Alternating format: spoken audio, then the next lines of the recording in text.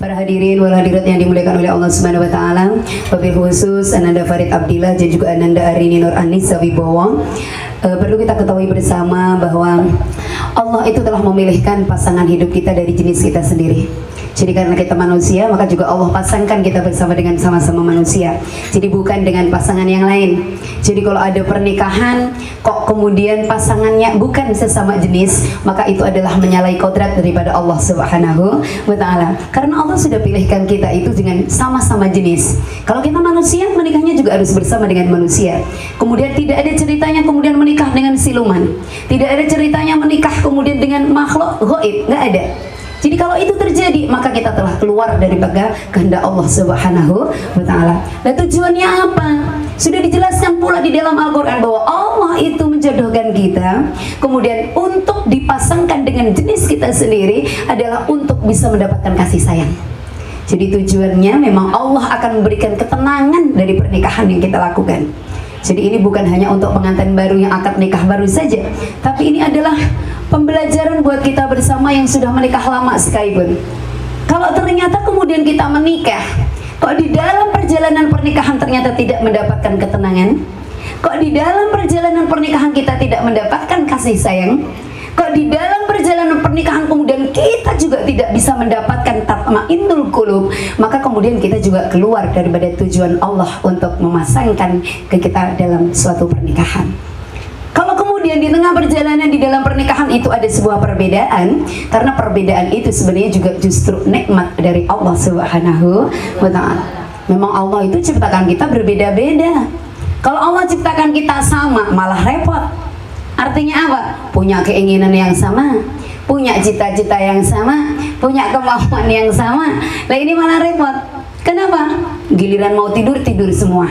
Giliran mau makan, makan semua. Giliran nggak mau kerja semua. Giliran kemudian nggak mau cari nafkah, nggak mau cari nafkah semua. Jadi repot. Jadi Allah itu memang menciptakan kita berbeda-beda, berjuta-juta karakter yang kita bisa temuin. Oleh karena itu, sebuah rahmat, sebuah kenikmatan perbedaan itu, kemudian Allah jadikan satu di dalam sebuah pernikahan, itu kita saling untuk menambahi atau untuk menambal kekurangan. Jadi kalau nggak ada orang yang sempurna, jadi kalau dikatakan oleh para ulama-ulama terdahulu, jadi Ananda Arini bahwa suamimu bukanlah seorang Nabi Sulaiman yang memiliki kekayaan yang luar biasa, tapi suamimu adalah laki-laki akhir zaman. Suamimu adalah manusia biasa. Dia bukan sebagai sosok seorang Nabi Sulaiman yang punya harta banyak, sehingga kalian tidak bisa menuntut lebih banyak daripada itu.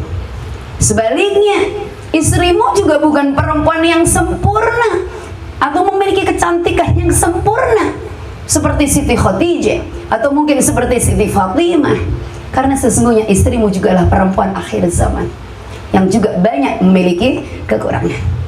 Maka kalau baru saja menikah, ini mumpung perjalanannya baru, jadi ditata dengan baik, kemudian diikuti syariatnya Nabi Muhammad, agar kemudian rumah tangganya betul-betul menjadi rumah tangga yang selamat. Ini mumpung, karena saya yakin di antara ibu-ibu yang hadir, yang sudah pada terlanjur lama menikah, mungkin dulu nggak dibekali dengan ilmu, sehingga apa? Terkadang di dalam perjalanan pernikahannya ngawur, mengedepankan egois kita masing-masing, sehingga kemudian terlalu perjalanan rumah tangganya ini terseok-seok. Baru kemudian setelah berjalan 10 tahun, baru ada yang sudah berjalan 15 tahun, baru ada yang sudah berjalan 20 tahun, baru kita tahu ilmunya. Sehingga apa yang terjadi? Anak-anak sudah mulai besar, kemudian suami kita juga sudah menua. Yang ada cuma apa? Tinggal adanya penyesalan.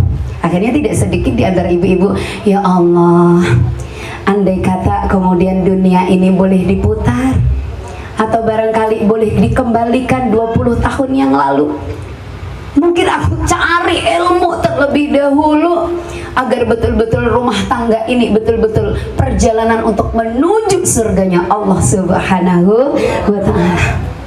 Tapi nggak apa-apa untuk ibu-ibu, daripada enggak diperbaiki sama sekali, daripada enggak bertambah ilmu walaupun sudah tua. Tapi mudah-mudahan sisa daripada perjalanan hidup rumah tangga kita masih tetap senantiasa diberkahi oleh Allah Subhanahu wa Ta'ala.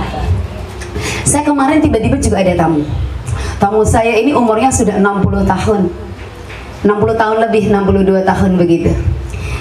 Saya kaget, beliau telepon, kemudian Dinda, aku kangen. Saya katakan bahwa saya baru saja sakit. Kemudian iya pantesan, saya berpikir terus tentang Dinda. Ringkas cerita, apa yang diceritakan oleh beliau? Beliau memberikan pelajaran kepada saya. Din, umurmu belum seberapa. Aku ini sudah 62 tahun. Tapi ternyata di tengah-tengah perjalanan kehidupan rumah tanggaku yang 62 tahun saja, saya bisa mau mengakhiri rumah tanggaku. Saya sampai katakan kepada suamiku bahwasannya dulu kita bertemu baik-baik, maka yuk kalau memang berpisah kita baik-baik. Padahal umurku sudah 62 tahun. Coba teman-temanku sekalian, ini kalau kita berpikir 62 tahun mau bercerai mau ngapain? Mau nikah lagi? Apa yang mau kita persiapkan kalau sudah umur kita loh, ini perempuan umur 62 tahun. Mau ngapain kita? Jangan-jangan mau bercerai, begitu bercerai pada dua tahun kemudian kita dead, mau dapat apa? Pengabdian kita kepada suami seperti apa? Meninggal kita nggak ada suami mau apa? Nah, coba ayo kita berpikir. Lalu karena itu sekali lagi yang mesti harus kita dasari di dalam kehidupan kita bahwa tidak ada manusia yang sempurna, termasuk pasangan hidup kita. Oleh karena itu ya Allah, disyukurin. Jadi seperti Ananda Farid, disyukurin Allah telah beri pasangan yang luar biasa. Kemudian Nur Aini juga seperti itu ya, diberi pasangan yang luar biasa. Ini pernikahan itu bukan sesuatu yang main-main. Pernikahan itu tujuannya yang pertama adalah untuk menyempurnakan ibadah. Karena sesungguhnya sebagian daripada atau separuh daripada agama itu disempurnakannya dengan pernikahan. Jadi kalau kemarin belum nikah, mungkin ibadah kita masing-masing kebaikan cuma satu-satu diberi oleh Allah pahala. Tapi begitu menikah, maka kemudian setiap kebaikan yang kita berbuat Allah lipat gandakan menjadi 40 kali lipatnya. Maka dikatakan kesempurnaan ibadah di dalam seseorang itu yaitu ketika sudah menikah. Maka termasuk syarat imam sholat saja. Jadi sama-sama bacaan Qur'annya bagus, sama-sama kaidah fikihnya juga bagus. Maka kemudian yang satu sudah menikah, yang satu belum menikah. Maka yang berhak menjadi imam adalah yang sudah menikah. Karena yang sudah menikah itu dianggap telah sempurna keimanannya di hadapan Allah Subhanahu wa Ta'ala. Kemudian yang kedua adalah untuk meneruskan keturunan. Jadi Nabi Muhammad itu beliau nggak pernah bangga dengan diri beliau sendiri.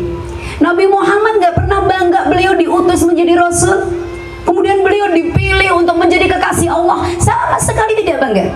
Tapi kemudian Nabi Muhammad mengatakan bahwa aku akan banggakan kalian di antara umatku yang kemudian kalian menikah, kemudian kalian memiliki keturunan yang banyak, maka nanti akan aku banggakan kepada para nabi-nabi yang lain betapa banyaknya jumlah umatku.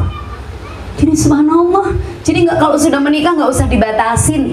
Wah saya maunya anaknya 1, saya maunya anaknya 2, saya maunya anaknya 3. Nggak usah dibatasin. Semakin banyak keturunan, maka semakin akan dibanggakan kita oleh Nabi Muhammad kepada nabi-nabi yang lain. Karena memang tujuan daripada Allah satukan pernikahan itu adalah untuk meneruskan keturunan. Jadi semakin banyak keturunan umat Islam, maka akan membuat Nabi Muhammad semakin bangga di hadapan Allah Subhanahu wa Ta'ala. Oleh karena itu, kemudian kita diberikan sebuah bingkai oleh Allah melalui baginda Nabi Muhammad SAW. Maka beliau mengatakan, arba'u min sa'adatil mar'i an takuna zawjatuhu salihatan wa auladuhu abraran wa khulatuhu salihin wa ayyakuna rizquhu fi baladihi. Lah ini untuk Ananda pengantin. Jadi kata Nabi Muhammad bahwa kebahagiaan seseorang di dalam kehidupan rumah tangga itu kuncinya ada 4 perkara. Apa yang pertama? An takuna zawjatuhu salihatan. Pastikan pasanganmu itu adalah pasangan yang saleh dan salihah. Jadi Ananda Farid nggak boleh menuntut istrinya harus menjadi istri yang solihah. Atau sebaliknya, Nur juga nggak boleh menuntut, wah kamu harus jadi suami yang soleh. Karena kamu imam mas, karena kamu ini adalah pemimpin rumah tangga, maka pastikan kamu soleh. Nggak bisa. Jadi kita nggak bisa menuntut pasangan kita soleh ataupun solihah. Kalau kemudian apa yang harus kita lakukan? Pastikan diri kita menjadi pasangan yang soleh dan solihah. Jadi si istri, ayo sibuk kita untuk mengurus diri kita bagaimana kita menjadi istri yang solihah. Kemudian suami, pastikan ayo sibukkan bahwa para suami itu menjadi pasangan yang soleh. Jadi sama-sama menata diri, tapi bukan untuk saling menuntut. Karena ya itu tadi, nggak ada yang sempurna. Tapi nyibukin diri deh. Jadi dipastikan saja, insya Allah kalau kita soleh, maka Allah berikan kita istri yang solihah. Kalau kita solihah, yakin insya Allah pasti diberi suami yang soleh.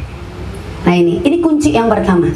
Kemudian yang kedua, ketika kita memiliki anak-anak yang baik. Jadi bahasanya bukan anak-anak yang saleh dan salihah, tapi anak-anak yang baik. Wa auladuhu abrar. Jadi ini pasti. Jadi kita ini kunci kebahagiaan itu punya suami yang soleh. Kemudian para suami juga punya istri yang salihah. Kemudian punya anak banyak, anaknya baik. Masya Allah betapa tenangnya. Kita pasangan suami istri yang soleh dan salihah, tapi kemudian anaknya goda, kemudian anaknya susah dinasihatin. Masalah nggak ini kira-kira? Masalah. Nggak jadi kita bahagia. Kemudian yang ketiga adalah wa khulatuhu salihin. Yang namanya wa khulatuhu salihin itu apa? Punya komunitas teman-teman yang baik-baik. Jadi suami istrinya baik, anaknya juga baik, lingkungannya juga kita tinggal atau kita berada di lingkungan yang baik. Dan yang terakhir kata Nabi Muhammad yaitu rizquhu fi baladi, yaitu rezeki yang keduanya itu kalau bisa itu jangan terpisah. Ini dirasakan oleh mamanya nih, dirasakan oleh Bu Mia nih. Rezekinya bapak entah kemana, entah di mana maksudnya. Akhirnya bertahun mamanya harus hidup sendiri. Jadi kalau kemudian mau ada masalah, mesti harus nelpon, butuh pulsa, butuh paket. Kemudian nggak selalu bersama. Jadi kalau ada masalah siapa yang mau dipeluk? Nggak ada, guling cuma. Ya atau tidak? Jadi sebenarnya udah diatur nih oleh Allah. Jadi kalau kemudian kita nih nak mau bahagia totalitas begitu, rizku fi baladi. Jadi rezekinya nih kalau bisa carinya bareng-bareng. Jangan terpisah-pisah pasangan suami istri. Ini kalau bisa. Jadi jangan pulang nanti kemudian Bu Mia langsung mas pulang mas. Aku nih nak mau bahagia nih. Ayo pulang saat ini juga. Karena katanya Bu Rofi, ini bukan kata saya, ini kata Nabi nih. Ya kata Nabi melalui Bu Rofi katanya, kalau kita mau bahagia nggak boleh pisah-pisahan. Ayo pulang hari ini juga. Juga nggak harus begitu. Artinya nanti pasti ada ambang batas dimana jangan sampai kemudian kita pasangan suami istri terpisah selalu. Karena yakin dan percaya, Bu Mia secara pribadi coba jujur gitu ya, ada nggak sebuah kerinduan? Nah di saat harus senang-senang menikahkan putranya seperti ini harus sendirian, ya kan? Nah mana enak kalau kemudian ada suami saat ini di samping Bu Mia. Nah jadi apa yang dikatakan Nabi ini betul. Tapi yang namanya kadang takdir, kadang kemudian Allah uji kita. Maka kemudian rezekinya harus terpisah. Tapi yang namanya hadis Nabi, yang namanya perkataan Nabi, ini nggak pernah salah. Jadi coba kalau kemudian selalu bersama-sama, enak kan kira-kira? Mikirnya harus tetap berdua. Saat ini tadi nganter putranya juga berdua, ya nggak Bu Mia ya?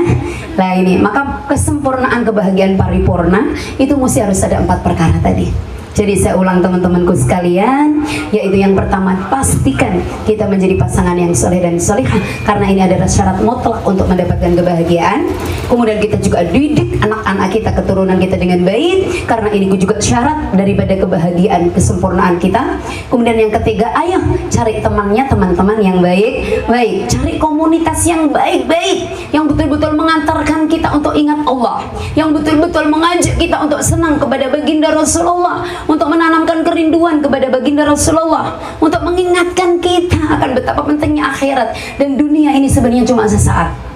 Cari teman-temannya yang seperti itu, cari teman-teman yang mengingatkan kita akan mati, sehingga apa? Kita nggak terlalu hubud dunia, kita nggak begitu ngejar dunia, tapi yang kita kejar adalah akhirat.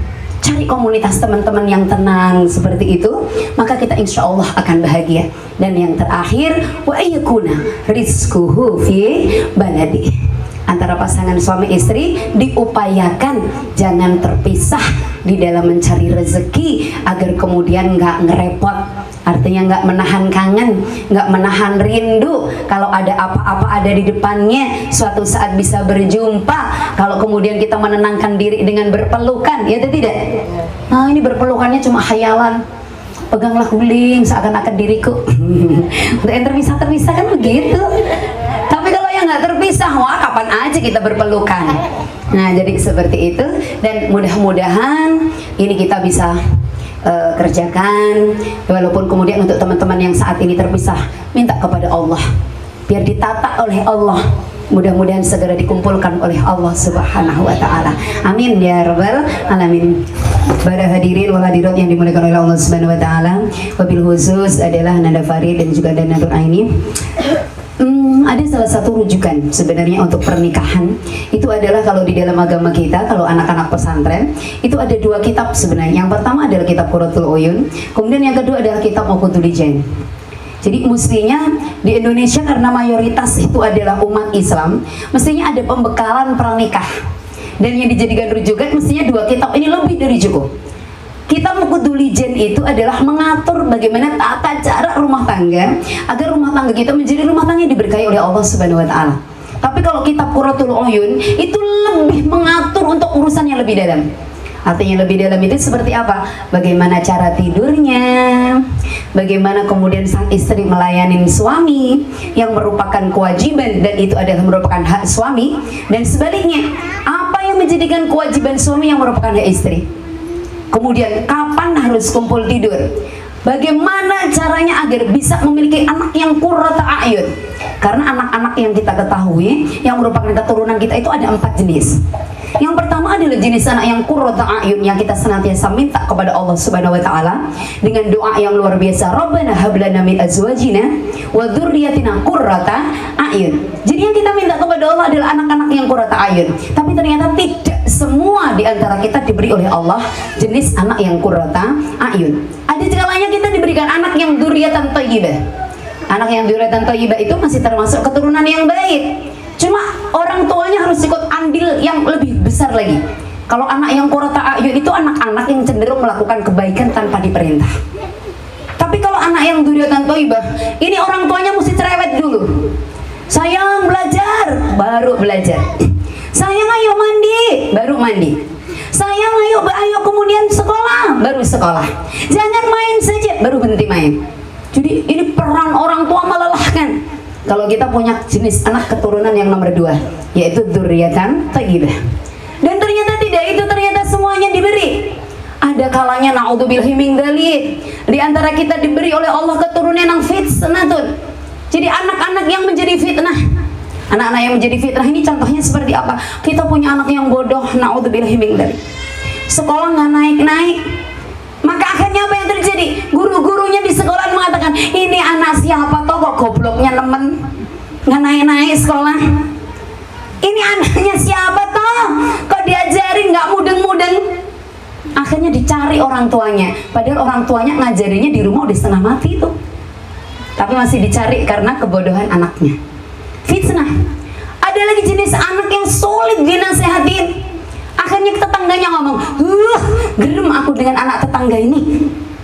Ini dulu paling bapaknya kecilnya juga kayak gitu. Nah, akhirnya masa lalunya terbongkar lagi. Jadi fitnah pun. Dan kira-kira banyak nggak di lingkungan kita jenis anak-anak yang seperti ini? Banyak. Dan ternyata bukan hanya ini Bapak Ibu. Ternyata ada jenis anak yang luar biasa, mengerikan, menakutkan, yaitu jenis anak yang atwalakum. Apa jenis anak atwalakum itu? Anak-anak yang orang tuanya saja nggak menghendaki kehadirannya. Jangankan kemudian tetangganya, jangankan lingkungannya, jangankan keluarganya, kita orang tuanya aja nggak mau punya anak kayak gitu. Jadi andai kata kemudian dunia ini boleh diputar kembali, nggak akan pernah mau kita melahirkan anak itu. Contohnya anak yang seperti apa? Naudzubillah min dzalik. Jadi anak yang menjadi perampok, jadi anak yang kemudian membunuh, jadi anak kemudian yang melakukan hal-hal yang sia-sia. Coba kalau nggak percaya tanya kepada orang-orang yang diuji oleh Allah dengan anak-anak yang seperti itu. Makanya di dalam kitab Qurratul Uyun itu diajarin bagaimana biar kita nggak punya anak yang fitnatun. Bagaimana kita jangan sampai punya anak yang adwalakum. Itu contohnya adalah bagaimana? Jangan kumpul tidur di malam hari raya Idul Adha. Yang mana hari raya Idul Adha itu adalah hari raya kurban. Kalau bapak ibu ya maksain diri malam hari raya kurban kumpul tidur, dan kemudian dari kumpul tidur itu jadi anak, maka pastikan anaknya akan menjadi pembunuh. Contohnya begitu. Itu diajarkan di dalam kitab Qurratul Uyun. Jangan kemudian kumpul tidur di waktu istri haid. Para suami ditahan. Kenapa? Nanti anaknya anak judam. Jadi kalau lahir tiba-tiba nggak ada jarinya, kalau lahir tiba-tiba nggak ada kakinya, kalau lahir nggak tiba-tiba nggak ada telinganya, kalau lahir tiba-tiba, lah itu kemudian di dalam kedokteran yang namanya ada toksoplasma lah, tokso dan lain sebagainya. Padahal itu bisa jadi ketika haid istrinya kumpul tidur. Padahal sudah dikatakan oleh Nabi, jangan dikumpulkan tidur. Bahkan bukan hanya Nabi yang mengatakan, Al-Quran juga mengatakan. Maka ketika istri-istri dalam keadaan haid, jangan sampai kumpul tidur. Haram hukumnya. Tapi karena kemudian kita langgar, maka Allah memberikan ujian yang luar biasa kepada kita manusia. Nah itu ada di kitab Qurratul Uyun. Itu dicari referensi itu, karena kitab itu amat sangat penting. Bukan hanya itu teman-temanku sekalian, dan juga mempelai ya, para pengantin, mumpung belum terlanjur ke depan. Dan saya yakin belum sempat kan, tadi kumpul tidur kan. Jadi itu kalau di dalam kitab Qurratul Uyun diajarin. Maka nggak boleh keburu-buru, walaupun nafsunya dah memuncak, harus tetap ditahan. Jadi caranya bagaimana? Biar kita punya anak yang qurrata ayun. Wudhu dulu. Setelah wudhu, sholat dulu 2 rakaat. Kemudian berdoa kepada Allah, ya Allah, kami akan kumpul tidur karena kami sudah Engkau pasangkan dengan pasangan yang halal. Kalau nanti dari hasil kumpul tidur ini Engkau jadikan anak, ya Allah, berilah kepadaku anak yang qurrata ayun. Berilah anak kepadaku yang anak yang baik, ya Allah. Anak yang taat kepadamu, anak yang taat kepada Rasulmu, anak yang dekat kepadamu, anak yang dekat kepada Rasulmu, dan juga anak yang berbakti kepada kami orang tuanya, ya Allah. Jadi mumpung belum terlanjur, jadi tetap dipanjatkan doa. Baru kemudian kumpul tidur. Lah kebanyakan di antara kita umat Islam nggak kayak begitu. Karena nggak tahu ilmunya, mentang-mentang sudah halal, asal kepengen langsung tidur di malam-malam, geranyang-geranyang kumpul tidur. Akhirnya tidak sedikit di antara kita nggak sadar, kok tiba-tiba hamil ini, kapan yang jadi ya? Akhirnya apa yang terjadi? Aduh, kok sudah hamil? Maka tidak sedikit yang kemudian ingin menggugurkan karena tidak diinginkan. Dan ternyata Allah nggak ridho kalau kemudian anak itu gugur. Yang terjadi apa? Maka dipaksakan lahir, maka kemudian akhirnya menjadi anak yang tidak kita inginkan. Karena apa? Bikinnya aja nggak sengaja. Bikinnya saja kapan jadinya nggak tahu. Berarti kan tidak dibarengi dengan berdoa kepada Allah Subhanahu wa Ta'ala. Maka kalau kemudian dia lahir dan ternyata tidak sesuai dengan keinginan kita, wajar. Karena kemarin ketika bikin aja juga bukan dari keinginan kita. Maka harus hati-hati. Maka kalau kemudian anak-anak itu menjadi anak-anak fitnatun, kemudian akan menjadi anak-anak yang atwalakum, itu sesungguhnya bukan karena kehendak Allah, tapi disebabkan karena kesalahan kita. Maka kemudian kita harus menanggung akibat daripada perbuatan kita sendiri. Maka mestinya harus sabar. Kalau punya anak nakal, jangan anaknya yang dicubit-cubitin terus, jangan anaknya dipukul-pukulin terus. Mestinya kita dulu bikinnya kayak apa, bikinnya kapan, bikinnya di mana. Itu harus mesti kita. Karena anak sesungguhnya itu karena akibat perbuatan kita. Jadi jangan disalahkan anak. Oleh karena itu, mumpung belum terlanjur, maka benar-benar hati-hati agar kemudian kita tidak diuji oleh Allah dengan anak-anak yang jenis kedua dan ketiga. Dan mudah-mudahan juga tidak yang dzurriatan thayyibah, tapi mudah-mudahan keturunannya yang soleh dan solihah, yaitu anak-anak yang qurrata a'yun. Amin ya robbal amin. Jadi ini sekali lagi mumpung baru grace, jadi hati-hati betul-betul. Jadi diikutin apa yang dikatakan oleh baginda Nabi. Maka nanti browsing saja, kan itu bisa langsung dilihat. Artinya nggak harus memiliki kitab itu. Terjemahan Indonesianya sudah ada.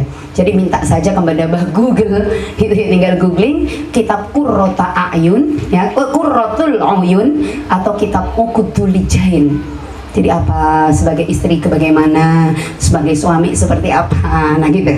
Jadi nggak boleh kumpul tidur. Jadi 1 bulan itu ada waktu 1 kali yang kita dianjurkan untuk tidak tidur.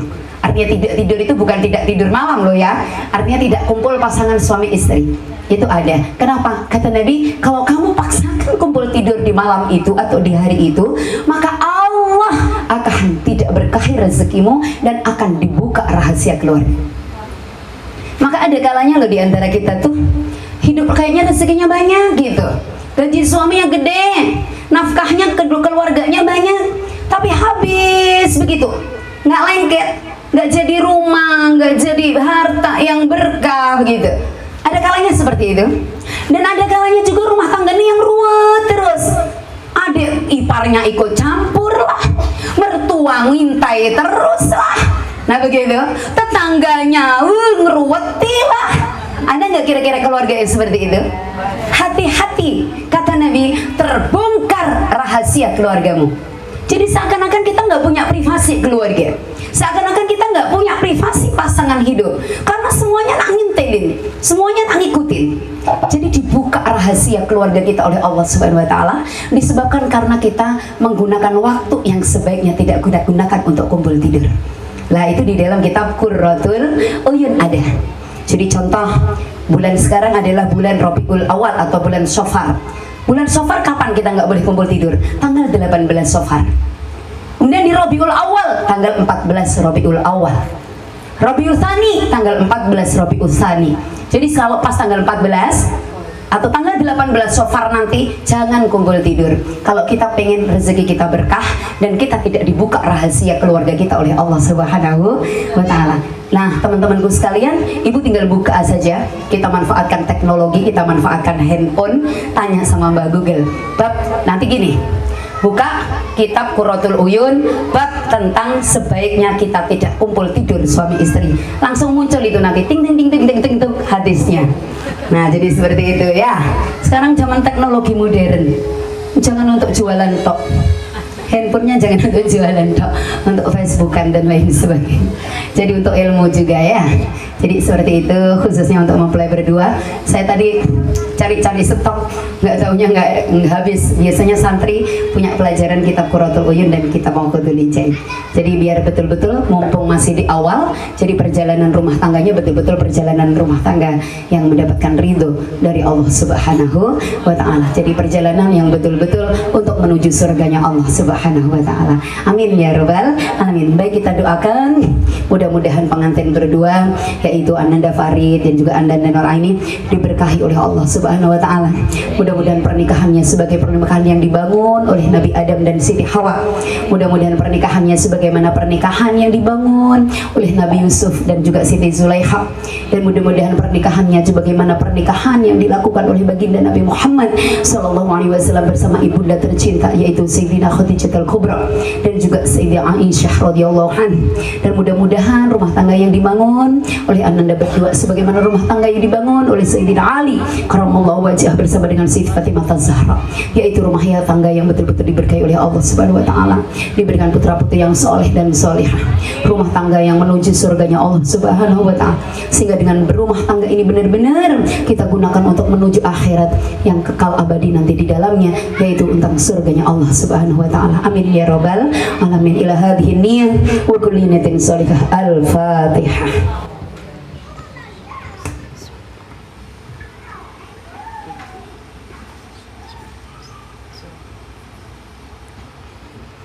A'udzu billahi minasyaitonir rajim. Bismillahirrahmanirrahim. Allahumma shalli wa sallim ala sayyidina Muhammad wa ala ali sayyidina Muhammad wa ala alihi washabihi ajma'in walhamdulillahi rabbil alamin. Allahumma shalli wa sallim ala sayyidina Muhammad wa ala alihi washabihi ajma'in.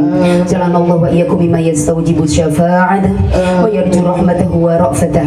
Allahumma bi hurmati hadzal nabiyil karim wa ali washabihi salikina ala manhajihil qawim. Ij'alna min khiyari ummatihi wasirna min dhaili hurmatihi wasirna ghadan fi zumratihi واستعمل ألسنتنا في مدحه ونصرته وإن متمسكين بسنته وطاعته وأمتنا على حبه وجماعته. اللهم ادخلنا معه الجنة فإنه أول من يدخلها وأنزلنا معه في كسورها فإنه أول من ينزلها وارحمنا يوم يسوع الخلائق فترحمها. اللهم ارزقنا زيارته في كل سنة ولا تجعلنا من الغافلين عنه قد رزقنا. اللهم لا تجعل في مجلسنا هذا أحدا إلا وسلت بماء توبة ذنوبه وستر برداء المغفرة عيوبه. اللهم إنه كان معنا في السنة الماضية ونمنعهم القطع عن الوصول إلى مثلها فلا تحرم من ثواب هذه الساعة وفضلها. اللهم ارحمنا إذا سرنا من أصحاب القبور وفينا عمل صالح وقاسنا على ممر الدهور. اللهم اجعلنا لآلائك الذاكرين ولنعمائك الشاكرين وليوم لقائك من الذاكرين وإن بطاعتك مسؤولين وإذا توفيتنا فتوفنا غير مفتونين ولا مخذولين واختم لنا منك بخير أجمعين. اللهم اكفنا شر الظالمين واجعل من فتنة هذه الدنيا سالمين. اللهم اجعل هذا الرسول الكريم لنا شفيعا وارزقنا بيوم القيامة مقاما رفيعا. اللهم اسقنا من حوض نبيك محمد صلى الله عليه وسلم شربة هنيئة لا نطمع بعدها أبدا وانصرنا تحت لوائه غدا. اللهم اغفر لنا به ولآبائنا ولأمهاتنا ولمشايخنا وللعالمين وذوي الحقوق علينا ولجميع المؤمنين والمؤمنات والمسلمين والمسلمات الأحياء منهم والأموات إنك مجيب الدعوات وقاضي الحاجات يا الله وقاضي الحاجات يا رحمن وقاضي الحاجات يا رحيم وغفر الذنوب والخطيئات يا أرحم الراحمين. وصلى الله على سيدنا محمد وعلى آل سيدنا محمد. سبحان ربك رب العزة أما يصفون وسلام على المرسلين والحمد لله رب العالمين. بسر الفاتحة.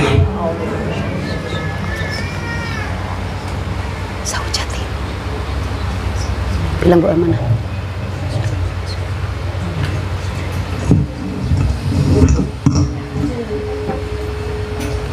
دعواهم فيها سبحانك اللهم وتحيتهم فيها السلام وآخر دعوانا أن الحمد لله رب العالمين. تقبل الله منكم منا ومنكم تقبل يا كريم.